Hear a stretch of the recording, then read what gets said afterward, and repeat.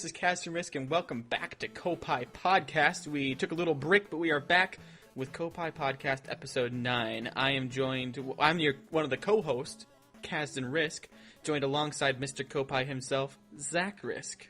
Hello, Koppai Nation. Hi, everybody. We apologize. We took a little week off. I was traveling back to college, and we usually record on the weekends. And Zak, you had a little bit of a reason not to record, a little bit of a celebratory date on Monday.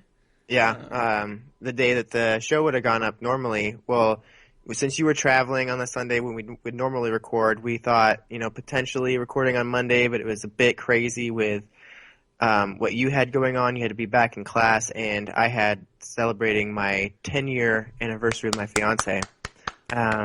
And so it was kind of a big deal, and I was just like, I don't think I'll get a chance to record today because I have to spend a little time with my significant other, my love. Yeah, it's important to do. Yeah, indeed. Yeah. And it was a good day, so it all worked out. And we did spend a little time, in the meantime, preparing for some other things to come, too. Yeah, we even though we took a week off as far as, we didn't have the podcast being posted, we were still working hard on making sure Koppai was still awesome. We were giving it attention, and throughout this past week, I've been doing a lot of work, at least, with redesigning some thumbnails, making some new images, and putting together this SoundCloud page for all of our podcasts, which I'll get a little more into that later, but so Koppai Podcast can now be found on soundcloud.com/KazRisk, and you'll also be able to find there maybe some other things that'll be happening in the future, and you can also, those are hopefully going to be ported over to iTunes soon. I'm trying to get the RSS feed approved by iTunes right now. You can find those there if you just search for Koppai, or if you search for Kaz Risk Gamescast on iTunes or SoundCloud, you can find that there. And it's been really kind of cool to be able to have that other platform. We've already been getting some views and followers over there through SoundCloud and iTunes and stuff. And so it's nice that people will be able to listen to that now on their iPhones or iPads or whatever the case may be without having the YouTube video open, because the YouTube video, you can't turn off your iPhone while you're listening. You have to have it opened and stuff, and you can't multitask and all of that. And so it'll be nice to be able to expand that to especially places where people are looking for podcasts. People may not be looking for a podcast on YouTube, but they will be finding it there on the iTunes library, which also leads me to say that we have a special announcement coming towards the end of the podcast. Some other things that we've been planning and kind of organizing through this past week. And so all of this is to say that even though we took a week off and didn't post because we were busy, we were able to kind of use that off time to also orchestrate and organize some other things that are going to really be expanding the Kaz Risk Network and the stuff that Zak and I do together here in the near future. And so really exciting stuff. We are so pumped, and we'll share that more towards the end of the podcast. But without further ado, let's go ahead and step into the first little bit of news, that Star Fox Zero has been delayed, but has been given maybe a release date for February 26th, 2016.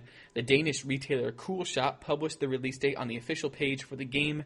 It is unconfirmed, but often these retailers will leak these dates early, especially sometimes they'll put in placeholder dates like February 28th, or 29th, depending on the year, or they'll put in December 31st or something if it's supposed to be the end of the year or the end of the month or whatever the case may be. But often it seems most cases it's the end of the year. If they don't have a confirmed thing, it'll either be maybe January 1st or December 31st, something like that, where it's I mean, usually you don't often see them just kind of make a crack shot guess where it's February 26th, we're going to say that Star Fox Zero is going to come out. Or it's the end of the quarter or something. It's the financial quarter or something. It'll be maybe but even then it's always the end of the month. It'll be at the end of March, or it'll be at the end of June, or the end of, what would it be, September, and then so on and so forth. But this has been kind of a specific date.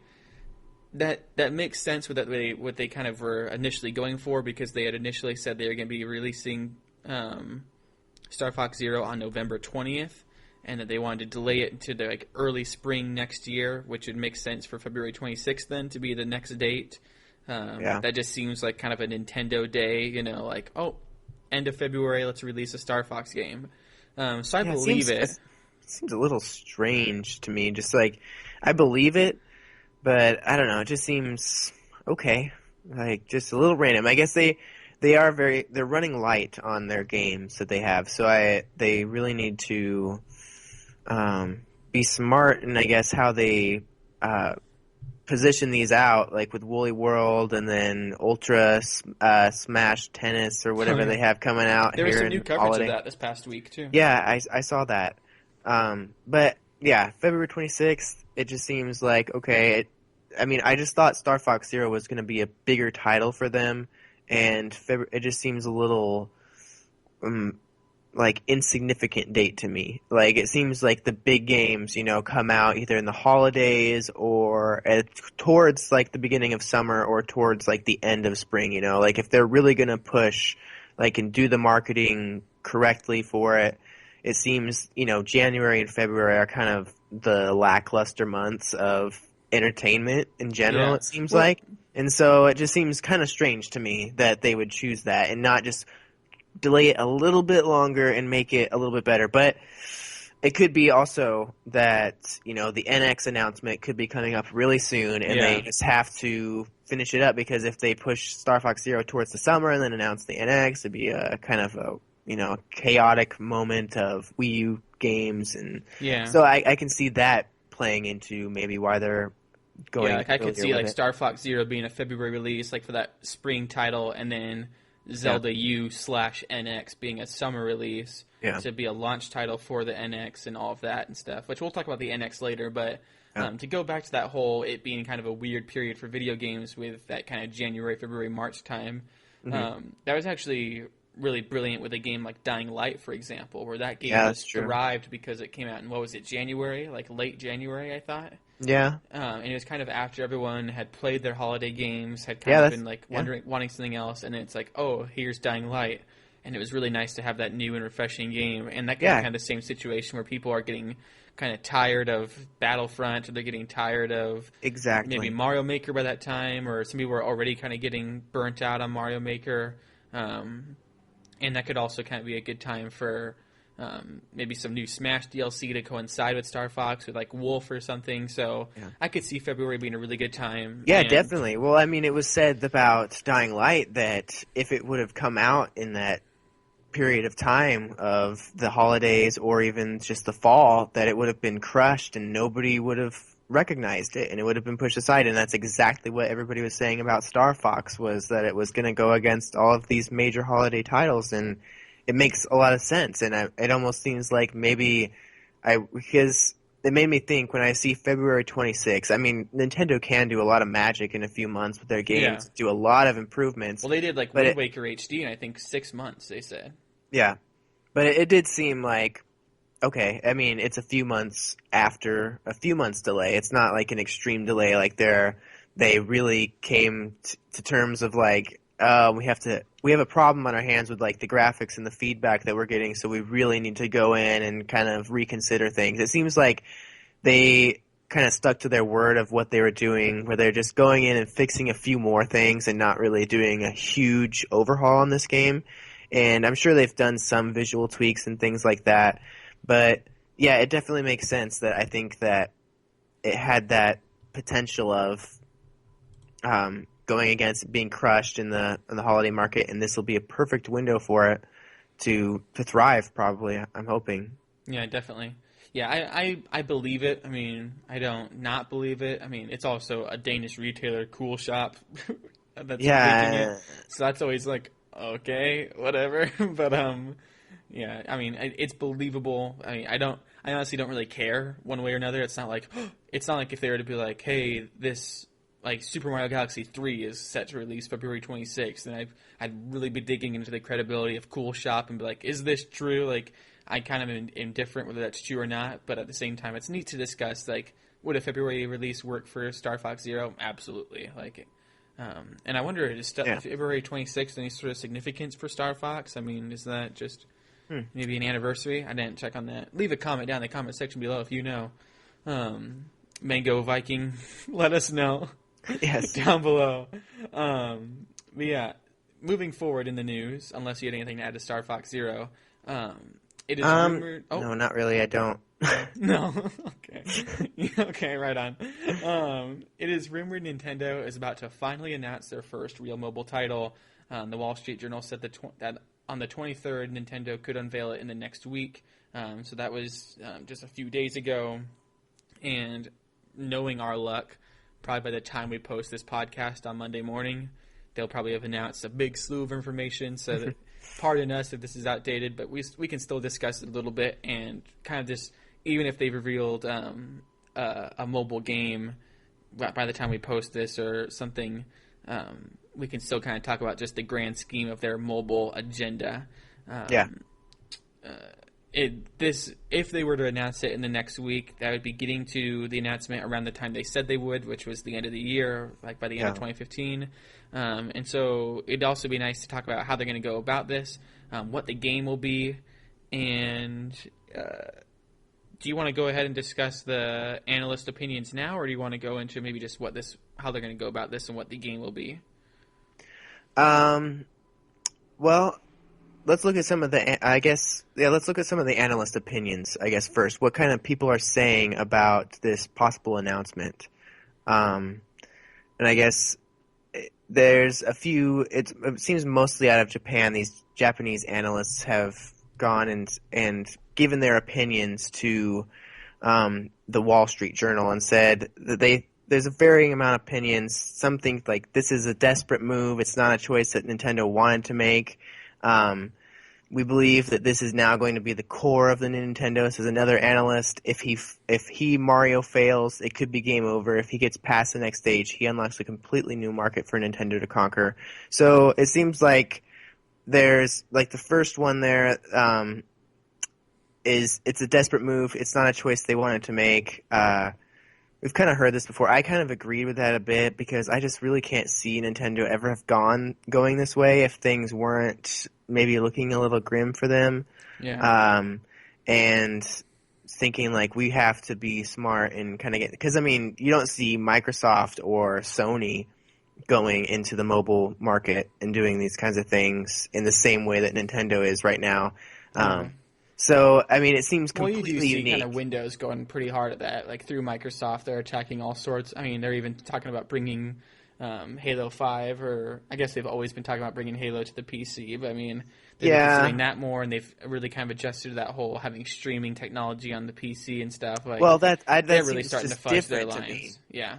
That seems different to me just because it seems almost like the PC and the Xbox are kind of one console in a way. It's like if it's like if Nintendo had a computer or something, and then they made it so like the Wii U games were also on the Nintendo computer. You know, it's like Microsoft has a platform, the PC, and they have the platform, and it's just kind of keeping it together. It's not like, and they also have their. Or maybe that's just Google. The Google Play Store, or on Android, it seems like Microsoft has a little more influence into that market of the Android and everything. But it seems like they haven't really dove into the whole Android and iPhone sort of market, and neither has Sony Entertainment gone into the whole mobile iPhone market. That's because Sony's just completely thriving off the PlayStation. Like, right. They're the opposite situation where Nintendo's thriving on everything else but the Wii U. Exactly. Sony's fighting off everything but or nothing but the PlayStation. So yeah, they're still thriving. And if Nintendo was in that position that Sony's in, I really think that they would have never gone this mobile route. But I mean, it's possible they could have too, because I don't know. It's Nintendo. They're kind of weird, you know, how they do things sometimes, and just I could see, because I really think it's smart, and I don't think, I mean, it could be a move that's not desperate. Just I was going to say, now that I think about it a little bit more, they're not. Why are they desperate though? I mean, they're desperate for Wii U sales, but they're not desperate for money. And well, if they're looking at the long term, I think that they really don't want to dig into a lot of, you know, they have a lot of stability in that supposed, like, I don't know, mysterious vault of money that they have that they can thrive on for until 20, 50 or something, and whatever it is that Nintendo can just live forever. I think that from a marketing financial standpoint, most people are probably advising them like, you don't want to start digging into that. You don't want to start getting rid of that yet. I mean, you guys want to last until 5,000. You want to last forever. So let's try to keep that safe and try to go into other ways of doing this. And I think that kind of plays into this whole mobile thing and their next approach with the NX. And so. I was also going to say about the whole Desperate thing. I mean, I could see Nintendo being like, we care about games. We're passionate about people everywhere playing games. It doesn't matter what platform you're playing games on. Like, I think that seems like a very Nintendo approach, which almost makes me wonder why, it's a bit blasphemy, but just them going on to the other platforms like we've talked about before. Yeah. Like some people talk about they really wish it was on PlayStation or Microsoft, that it just seems like Nintendo kind of has this philosophy of like, we want everyone to play, we want our games accessible to everyone. So it seems like they could even keep their primary core games on their main consoles and things like that, but still branch out even more. It just seems like, a very Nintendo philosophy to me to try to do that, to open the door instead of close it. Seems more Nintendo to me in terms of gameplay and exposing those things to the world. Yeah. So. I mean, going back to like just what they're desperate for and how it's a desperate move, it could also just be like they're desperate to make Mario, kind of touching it with the other quote, where if Mario fails, it could be game over. And they could be desperate to make Mario still kind of relevant in the modern gaming world. Like, he'll always be an icon and he'll always be that kind of staple of gaming. Yeah. But as far as, like, his name selling a copy or selling hardware or something, like Super Mario 3D World did not sell consoles. And New Super Mario Bros. U did not sell consoles. And, like, back in the day, a new Mario game would definitely do that. Like, just his name alone would be, like, this is fun, this is a console you want to play. Or even, like, Zelda and stuff, like... Zelda was that franchise people would buy consoles for, and at the announcement, people did not buy Wii U's. Like, there's like that common meme where it's like, what's going to save the Wii U? Mario, cross that out. Zelda, cross that out. Smash, Yeah. And so this move of desperation may not be for desperation out of money, but desperation out of we need to keep our characters and our franchises and our name relevant and appealing, and that can be really well done through having Mario's face on a mobile phone, because like you have so many kids, so many teenagers playing these mobile games, and like with the latest Telltale game, like the Minecraft story mode, like people love Steve, that kind of Minecraft image. I guess he's not in the Telltale story mode yet, but like just that image of a Minecraft character, that box head and those box arms and stuff, like that's just really, really famous, because people are getting introduced to that on the mobile market. And so like people are buying Minecraft how to build it books, and they're buying those little paper cutouts that you can make, and they're just buying because they're kind of getting introduced through taking their parents' phone and playing the game. And so but excuse me. Bless you. Your sneezes so sound like the Sonic the Hedgehog music. It was actually that Wooly theme. Oh, okay.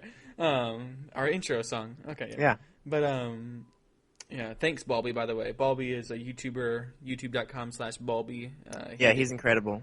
We've been using all of his music for the intro and outro songs, and hopefully we can work with him in the future to make our own custom Koppai song. But anyway, back to the whole thing is just all these kids are playing the mobile games, and that's kind of how they're getting introduced. And so it may be kind of just a move out of that where it's like, we don't want to have to do this, but that's the only way we can get kids and teenagers to learn about Mario in a fun way. Like, they may know, like, oh, that's Mario, but they may not really associate him with fun or fluid gameplay quite yet, where we as adults who grew up with Mario were like, oh yeah, Mario is like guaranteed fun, but kids may not know that, and because they don't know that, they can't tell their parents that, and because they don't tell their parents that, parents aren't buying the Wii U for Christmas or the NX or whatever it is. And so it's a good point that so many kids these days have iPhones or tablets or whatever it may be, and if Nintendo's on that mobile market, it's going to be one of the first ways that young kids are exposed to Nintendo, I think, this whole mobile push. So, well, it's gonna be one of those things where, a kid's gonna play a mobile Mario game, and they're gonna fall in love with Mario and his little Charles Martinet voice and stuff. And we need him as a guest star. Yeah. But he sounds like I bet he'd be pumped too, if he's not busy with a bunch of other things. But Koppai Podcast. But they're gonna get introduced, and they're gonna be at the store, and they're gonna be like, "Oh, that's the Mario amiibo," and it's like, "Well, how do you get the Mario amiibo? We need the NX pad, or whatever that ends up being, like the new Nintendo console," and it's just gonna be like kind of just a tumbling effect of once that icon gets identified, it'll just be just buying all of their merchandise, and then it'll kind of be a perfect culmination of everything they have going on, because they have it all out there. They just need to get that recognition again, which just seems to maybe have been lost with this previous generation. Yeah, because that kind of ties it in with that. If Mario fails on the mobile market, it could be game over. If he gets past this next stage, though, he unlocks a completely new market for Nintendo to conquer, which could be the core of the new Nintendo going forward, which would be crazy and makes a lot of sense. But speaking, though, of the future of Nintendo, did you have anything to add to the mobile games? What do you think real quick before we go on, put a pin in that. Speaking of NX, or that crap, I already spoiled on the mobile. But speaking of all that, go back for a little bit, rewind. What do you think the first mobile game will be? We already have Pokemon Go. We have Pokemon Shuffle. We have a bunch of crap Pokemon on the mobile games, which I guess not crap Pokemon. I love Pokemon, but they're rubbing me the wrong way lately with all their weird stuff that they're doing. But so if it's not Pokemon, what do you think it will? Do you think they're going to lead off with Mario? Do you think they're going to maybe lead off with some Animal Crossing stuff, since that's such a big focus? Or I would think it'd have to be Mario. Like, no way they're going to lead off their mobile market. We just had the Puzzles and Dragons Mario game that came out, and that looks really, really good. And it looks like it would be a good way to introduce kids to a lot of the different Mario characters. And since Pokemon put Shuffle out, after they didn't make a new game for mobile, they just brought one. Like, I could see Nintendo announcing that they're going to do something like that. So that's definitely like one of my speculations is that they could do the Puzzles and Dragons Mario edition and do a version of that on the mobile, because I would definitely play it on that, and I think that a lot of people would just enjoy that, because just the thing, because I was thinking, like, could they do a Pikmin kind of little mini game thing? They do Here's my guess. We had previously known that the Mario Kart developer was working on the mobile games. Do you think we could see Mario Kart mobile? I mean, imagine that, though. You have the top left of your phone here, and I guess we don't have a video version of this, but I'm holding my phone. You have your thumb just on the top left, and then maybe you can do like jump and boost and all that with your right thumb. Just touch the top right corners, or bottom left and bottom right. Yeah. And so that's your items, that's your jump and grind, which are really the two buttons you use the most in Mario Kart.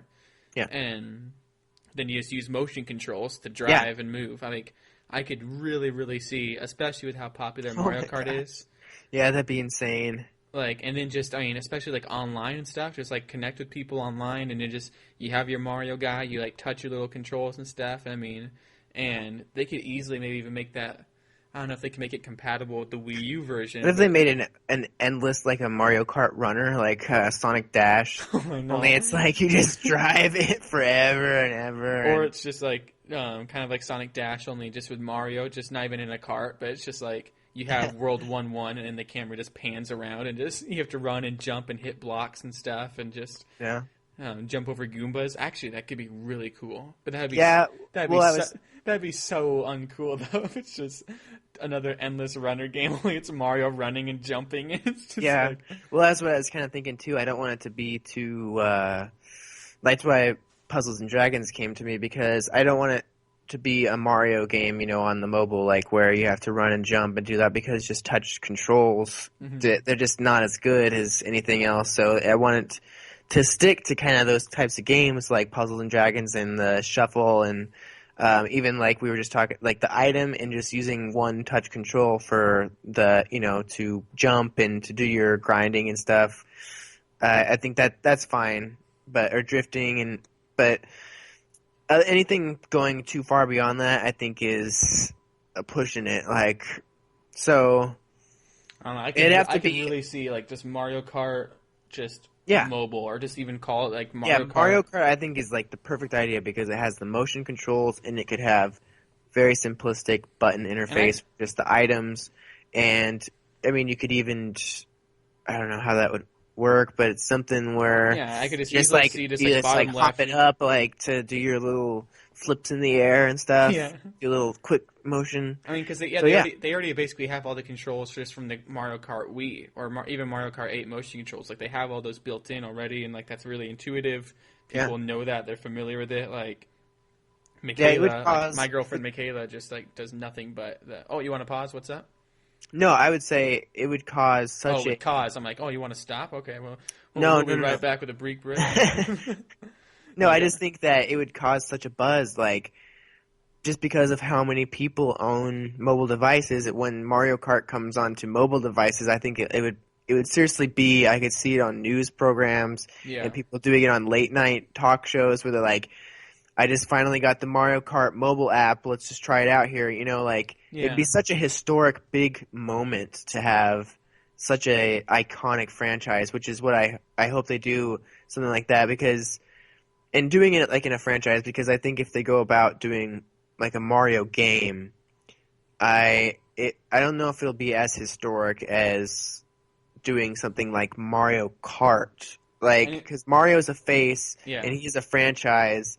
But he's become a little diluted. And if they did it like Super Mario Bros. Or if they did a more streamlined title, it might be a little bigger news. But I definitely think doing like Mario Kart, such an iconic thing to come out. And it'd be almost like if they released a new Pokemon game or something on mobile, or if they, released the next like major game. I mean, talking about the game that like sells the Wii U, like Mario Kart 8 and Smash were the two games, especially I think even more so Mario Kart 8 because that was a little more casual. Was like the one game that really, really pushed Wii U consoles. Well, the funny thing... It would also explain why we haven't got DLC yet for Mario Kart 8, is if they are planning to do a mobile release of that, they wouldn't want to distract from that. But it also goes the other way, where I'm like, that's the only reason I wouldn't believe that they have Mario Kart 8 or Mario Kart Mobile coming, is just that would kill the Wii U, because that's like the only game people would besides Zelda and Smash, like that's really the only thing pulling people to the Wii U right now. It's just that glorious, beautiful HD Mario Kart 8 experience. Yeah. Well, it's kind of funny. I was just thinking, like, if they do Mario Kart 8 or Mario Kart on mobile, it will be selling iPhones. Like, people will be buying iPhones and mobile units just to play Nintendo games. It'd be crazy. It would be Mario Kart 9, and they just came out with iOS 9. Oh.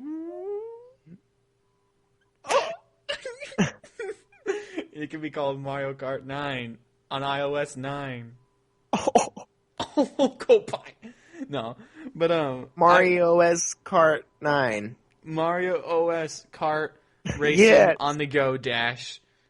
Sonic. And then Sonic would need to be in there. Yeah. Racing transformed.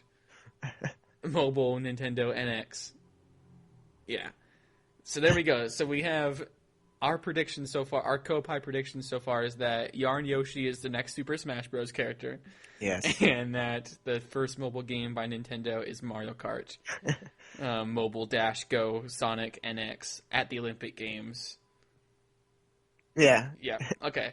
But Mario Kart is the main focus. Is like the main. It's like all the rest of that is just kind of the subtitle of the game. But Mario Kart is like, it's Mario Kart, 9OS, Double Dash, Triple Superstar Saga, all that. Yeah. 3D World. Paper Jam. Maker. Yes. You can make your own designer. Track. Oh, that'd be crazy if you can make your own tracks or something. Oh man, that needs to be on the NX. That needs to be a staple of just every Nintendo game going forward. It's just Maker at the end of it.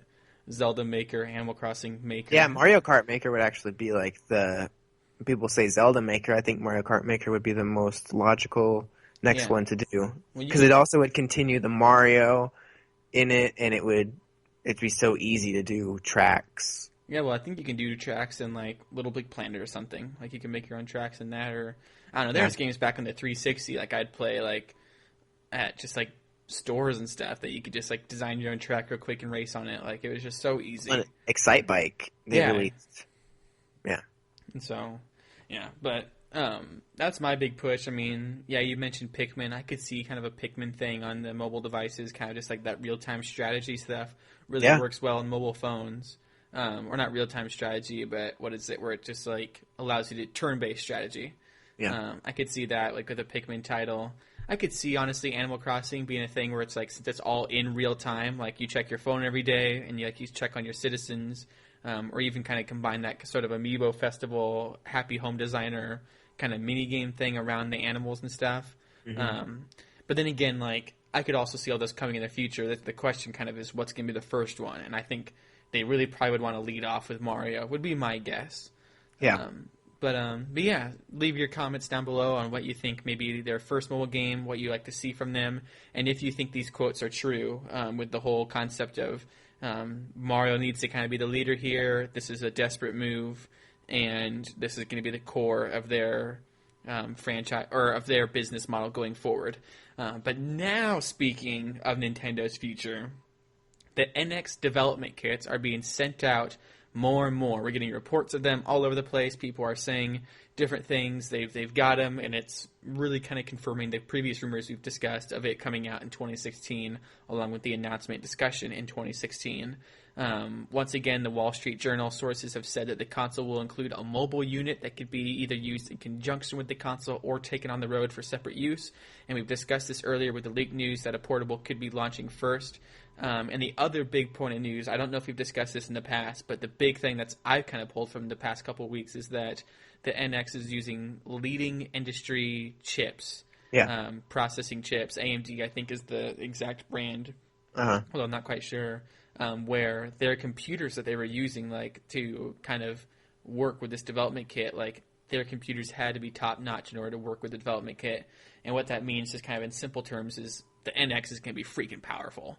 Like, it's going to be better than the Xbox One as far as power goes, better than the PS4. It's going to be basically like a top-notch PC as far as the console goes. And it's also going to have that mobile kind of peripheral added to it. Really seems to kind of be going with that whole classic Nintendo motto of now you're dealing with power, now you're playing with power, which is, for me, really exciting. I'm not too vain when it comes to graphics. Like, we've talked about kind of our Fallout hype in the past and how that game, honestly, like, it's very beautiful, but it's not like the best game. I mean, the gameplay is definitely king and the exploration is king with a game like Fallout. With Nintendo in the past, like, I can play like kind of their fuzzy, blurry games on the Wii and really enjoy it. But at the same time, I do get much more immersed and a lot more joy and entertainment when the games are beautiful. And so, like, on a personal level, this is a really nice thing. But this is also huge if they want third-party support. And if they want to be successful just from the development standpoint. No one wants to port a game over to a console where their game looks uglier.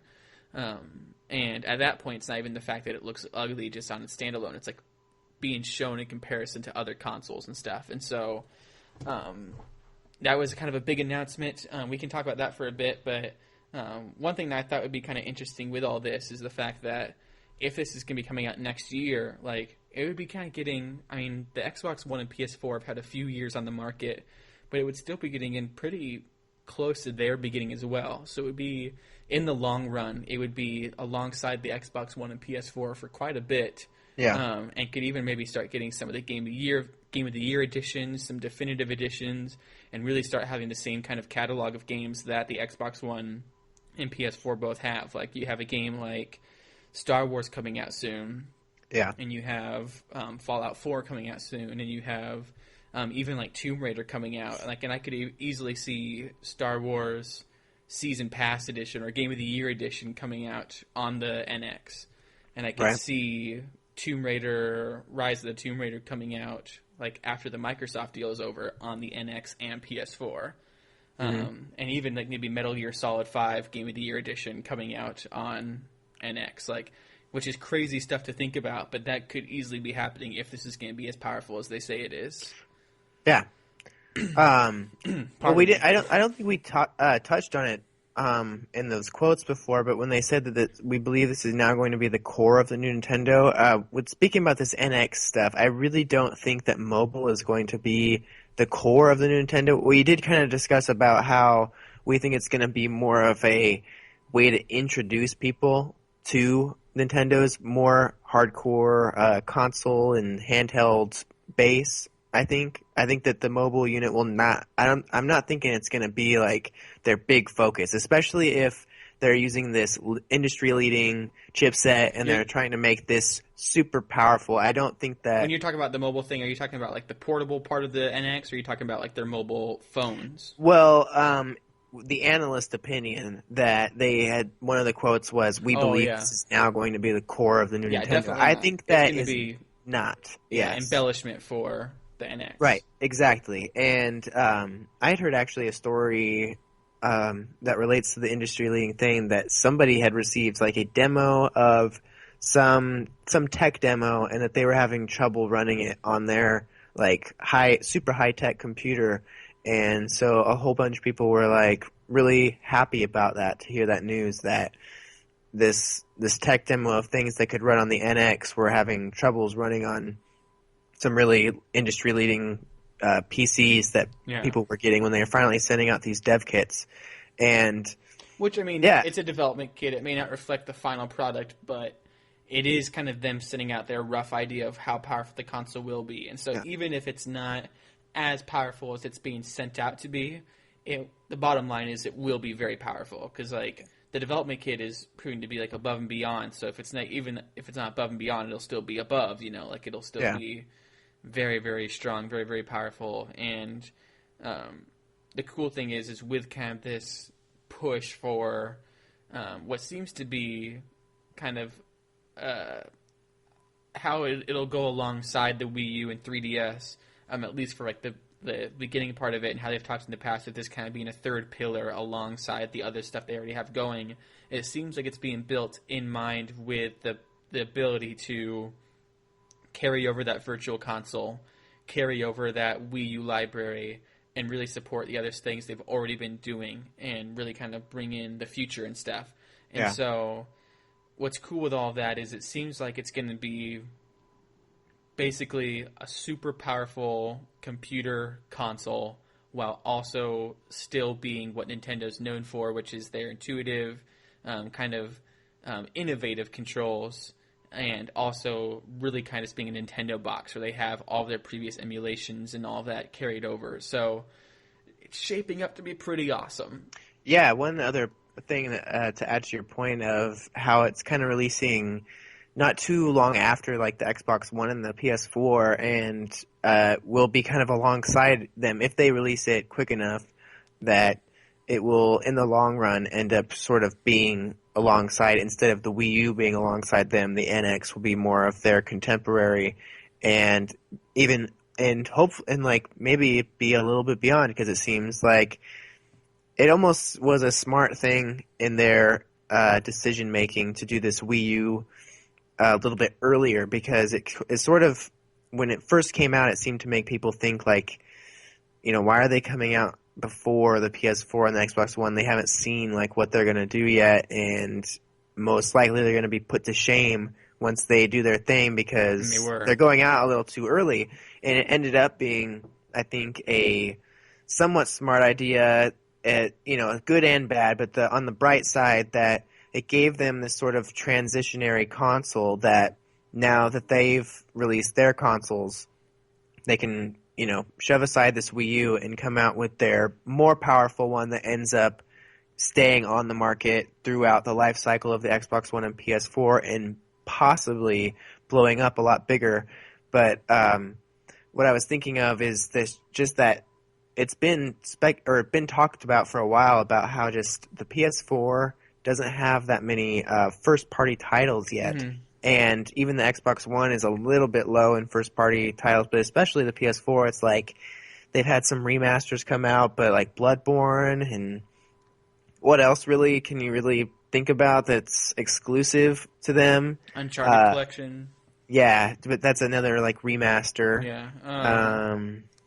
Gosh. Yeah, it's hard to think for them. So that's why I'm thinking like if Nintendo gets out with like Nintendo is built on their first party games. Yeah. And so I think that they could immediately, if they announce the NX next year, within a few sentences they could announce titles that suddenly match the PS4 and the Xbox One's first party titles. If they just bring over even just the previous Wii U titles, like if they have any sort of backwards compatibility, which seems like they are kind of aiming for, honestly. Yeah. Then they immediately have Smash for Wii U, and they immediately have Mario Kart 8 and Zelda U and Star Fox Zero and Super Mario 3D World. And which is likely why they won't.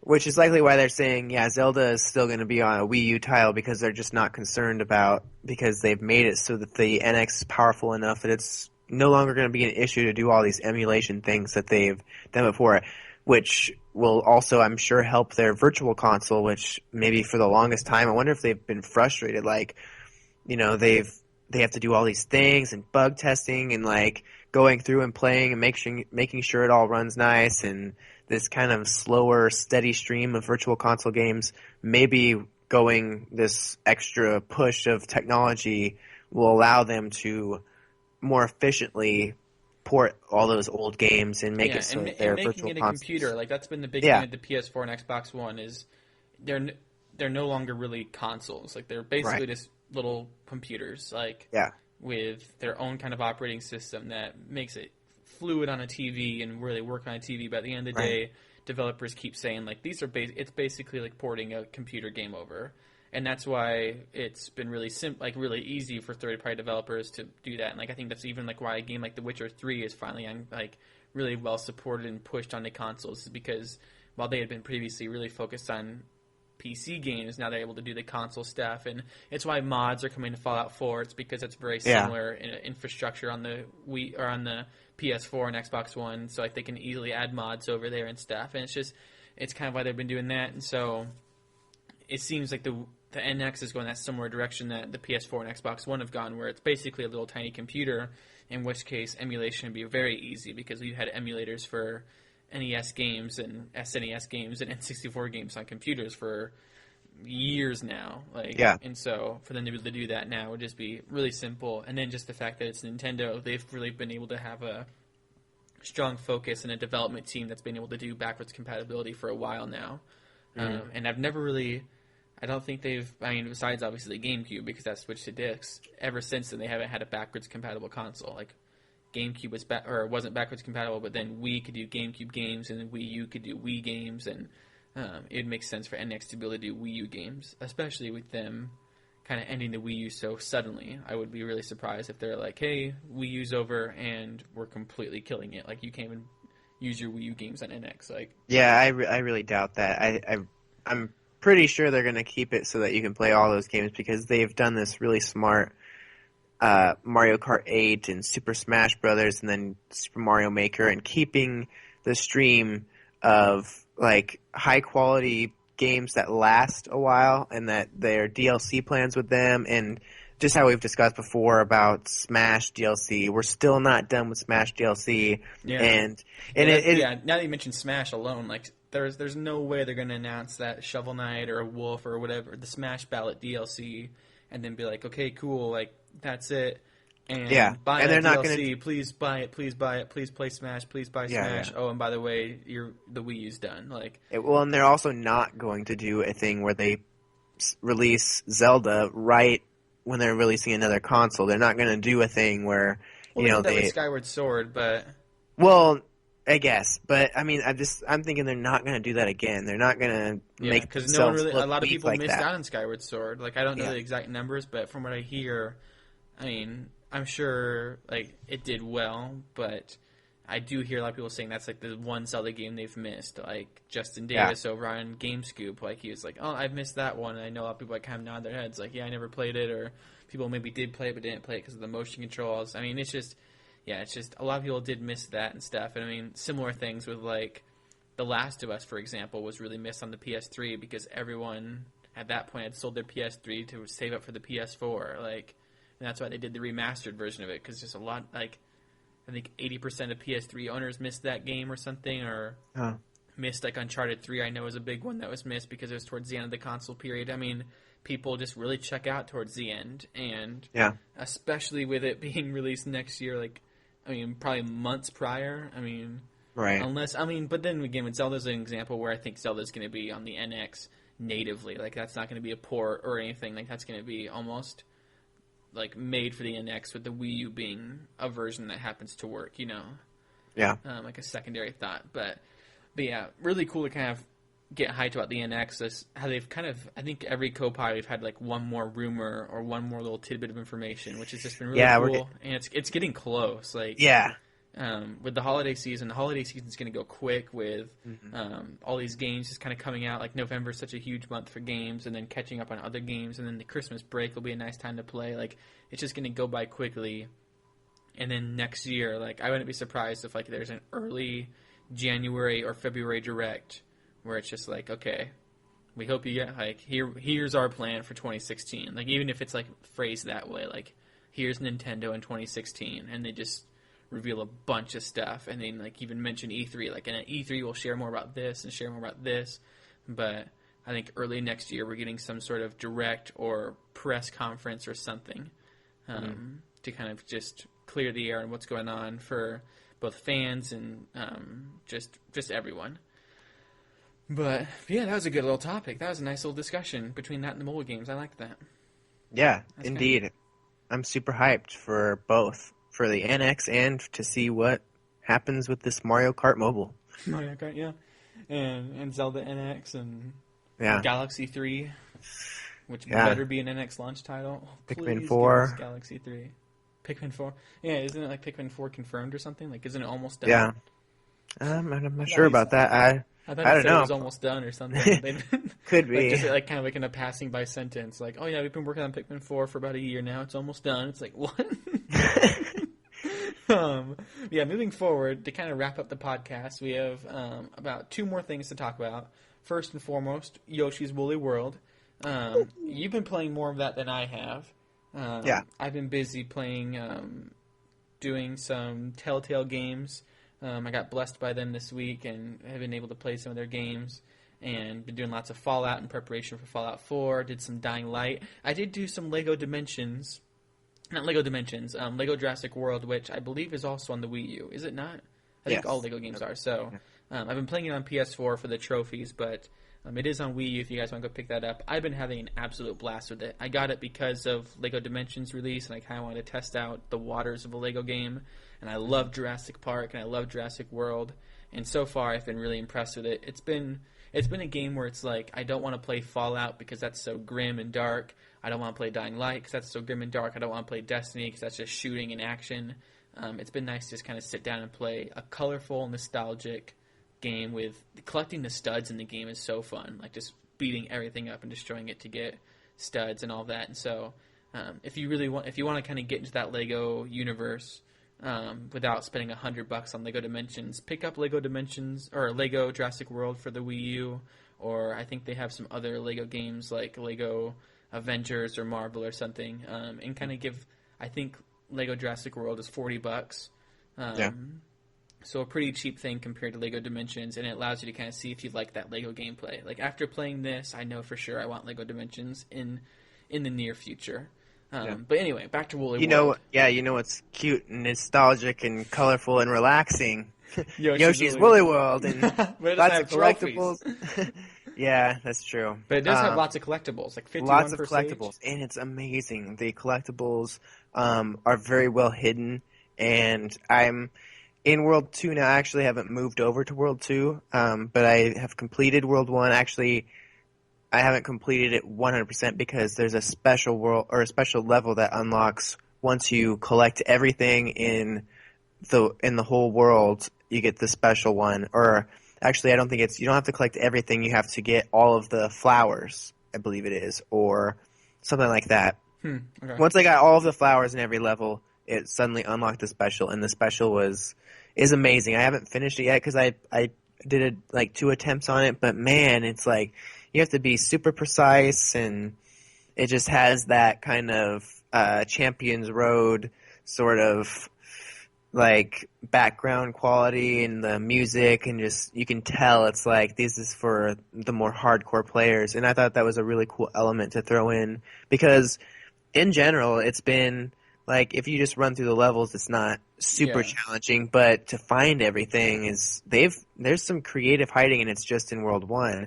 Well, even you and I went through on co-op mode, and Yeah. we were like both like tearing the whole level apart, just using our tongues to rip through yarn and tear through people and stuff. And it's just even then we got through, and it's like, what? I'm still missing that flower. Like, Yeah. we were both tearing through everything, and I'm still missing that fourth one or whatever. I mean, Yeah. And speaking of that, like I haven't played the game too far beyond the co-op, but the co-op was really, really fun.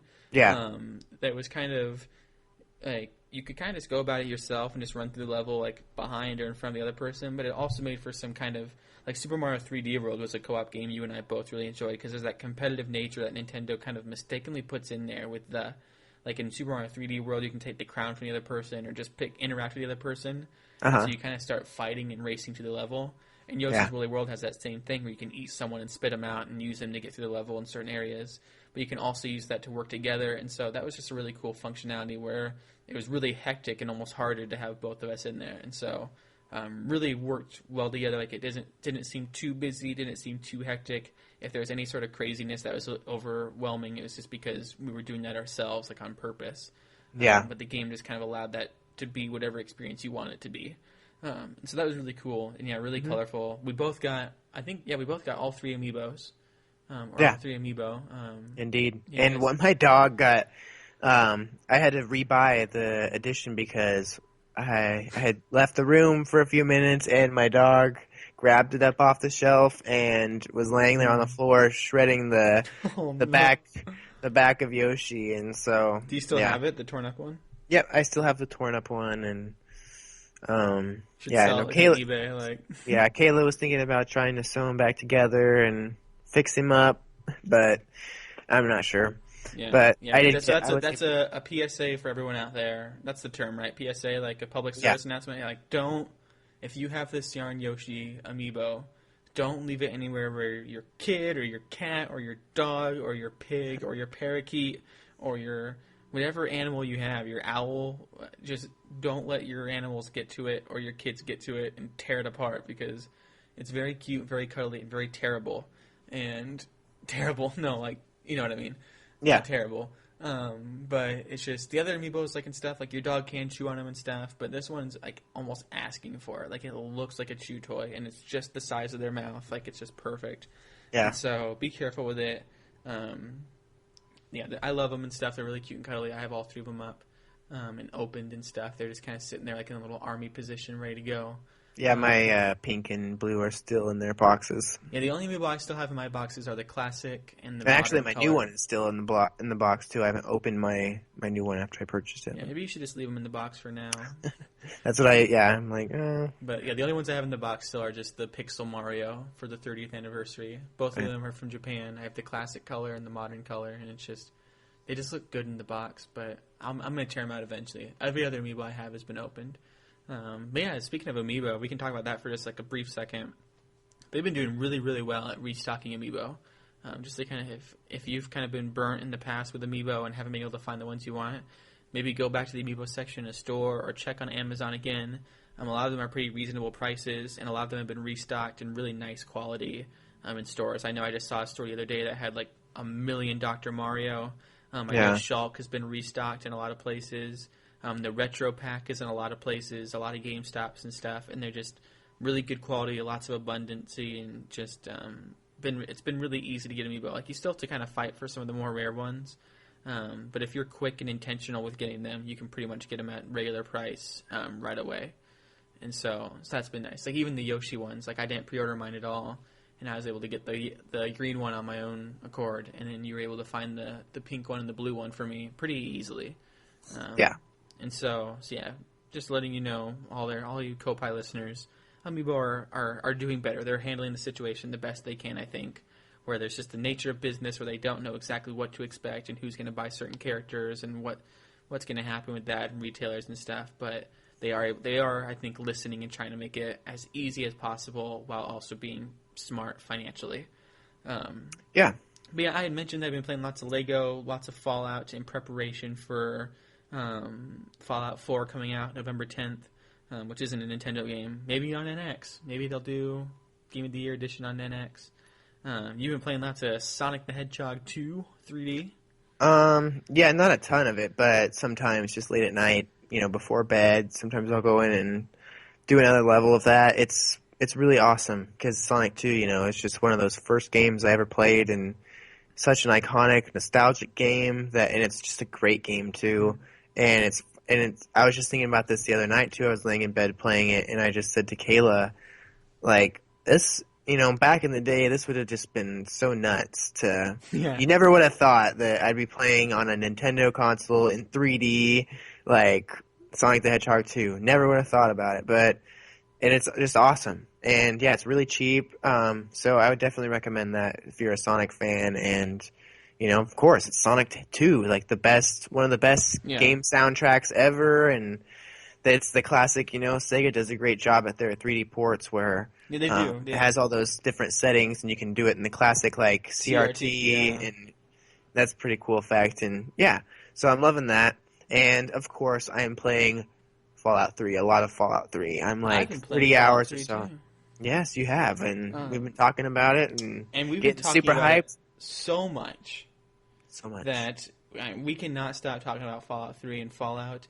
And I've been listening to a lot of Fire Team Chat, IGN's Destiny podcast, and it was kind of interesting for me that they're like doing an entire podcast dedicated to one game.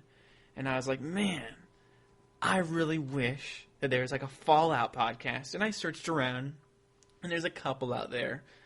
But I wanted more. Like, I wanted another Fallout podcast. And so I messaged Zach, and I'm like, Zach, we should do a Fallout podcast. And so we bounced around some names, and we're like, maybe we could just call it Fallout Podcast, Fallcast, the Commonwealth Podcast. Maybe we could call it Galaxy News Podcast, which I thought was actually a brilliant name, but I think that's already taken or copyrighted or something, probably not available, and there's just a bunch of Galaxy News stuff when you search that on Google. And then we thought, what if we made a Fallout podcast called NukaCast? You got Nuclear War, you got Nuka-Cola, NukaCast, and a Fallout podcast called NukaCast. We are excited to announce will be starting November 2nd, 2015. That is the little tease that we had at the beginning of the podcast. There's a trailer up on youtube.com/KazRisk. You will be able to find that if you are listening on the KazRisk SoundCloud or the KazRisk Gamescast iTunes. It'll be on this same feed. If you just want to listen to Koppai, like, just go ahead and skip it. It'll be clearly labeled NukaCast. Like, you don't need to listen to it if you're not into Fallout, or if all you have is like a Wii U and 3DS and stuff. But it's going to be kind of a cool experience for Zach and I to both expand beyond the Nintendo discussion and kind of ease into that other territory of talking about games outside of Nintendo. And we're both really passionate about Bethesda. We played a lot of Elder Scrolls Oblivion, Elder Scrolls Online, Elder Scrolls Skyrim. We played Fallout 3. We're going to be playing a ton of Fallout 4. And so we have a lot of respect for that company and specifically the Fallout franchise. And I think there's a lot to discuss there between Vault lore and just kind of the history of the Great War and the discussion behind that, and then just the gameplay mechanics and the stuff you can discover and the different stories that you can have with your character, the business beside it, and then just that universe in general. There's a lot to kind of discuss, and we think going forward there's going to be lots of content that people are going to want to listen to and talk about going forward for years to come. Like, Skyrim still gets coverage to this day on the websites like Game Informer and IGN, and it's because people click that stuff, they view that stuff, and people are still making mods. And so we're going to have lots of discussion there about the lore, about the mods. We may even be having a special guest on there relatively soon, which we'll talk about more on the first episode of NukaCast. And it's just going to be really cool and have that same level of polish and quality that hopefully you guys have been coming to expect with Koppai Podcast, where we are just dedicated to just making it clean, clean in both kind of just content, but also clean in quality, really just just open and honest with you guys and having that community involvement.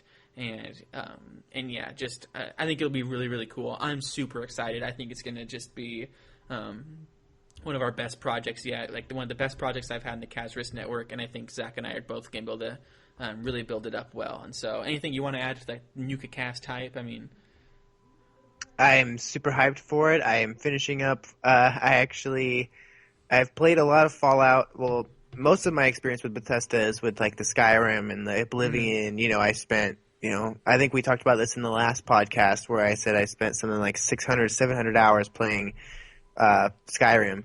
And that was one of the reasons, like, I was playing Fallout 3, and then Skyrim came out kind of in that midst and just swept me away. And then PC version of Skyrim with all the mods, I just that was my game for a while, and that was, like, the game I played. And so with Fallout 4, I've always loved the franchise. I played a lot of Fallout 3, a lot of New Vegas, but I never actually went through and completely beat them, so that's been my kind of project these past few weeks. I've been going in and getting totally immersed in finishing 3 so that by the time 4 comes out, I'll know everything. I won't have to worry about any, 3 spoilers or anything, even though it seems like with each one they kind of recreate the whole thing in kind of a different area, or just kind of go back and improve on everything they did before and make it like each one seems like the definitive Fallout, starting from like, the beginning to the end. It's not like Fallout 2 or something like that where it's like a sequel to 3. It's like they're revisiting and making it better than it was, almost like how Smash or something comes out and it's like, this is like the new definitive one. But yeah, I'm super hyped. Nuka Cast, I think it's going to be a great discussion. Lots of great talks. Even DLC comes out in the future, all those kinds of things. Yeah, we'll discuss on the DLC, the mods, and just all of that. There's going to be, I think, a lot to discuss. It'll probably end up being a half hour long compared to our hour long Koppai podcast. Depending on what's happening that week, we may end up going to an hour long episodes and stuff format with that. Depends like on today was supposed to be today was supposed to be a half hour.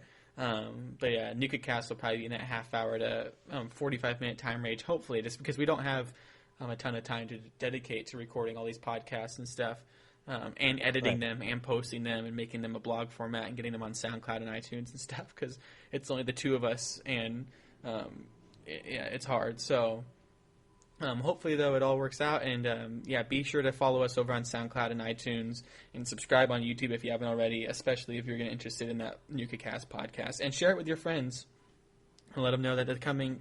Head over to that trailer and find that and share it because, we're really excited. That'll be coming out a week from today, right? Yeah, if we're posting this on Monday, it'll be a week from today. Really, really excited for that. And so, as always, thank you for listening to Koppai Podcast. Koppai Podcast won't go away in the midst of Nuka Cast. And any other podcast we start, Koppai will always be here to stay. Nuka Cast may come and go depending on how relevant Fallout is in the future, although I don't think that's going to be going away in the long run. And other games may come and go, other podcasts and discussions may come and go, but Koppai is here to stay. And so we thank you so much for listening. Be sure to leave a like down below, a comment down below, and all the stuff we've already said. We really hope you enjoyed it, and once again, share your kind of thoughts on the NX development kits and the power behind that, where you think the mobile market's going. If you've been playing Yoshi's Woolly World, if you want to leave your thoughts on that, and then also the Star Fox leak and anything else we discussed in the podcast. Anything you want to say to close them out, Mr. Koppai? Rest well, Koppai Nation. Until we meet again. Mr. Koppai out. All right, he's out. I'm out. In case we don't see you, good afternoon, good evening, and good night. Koppai. Koppai.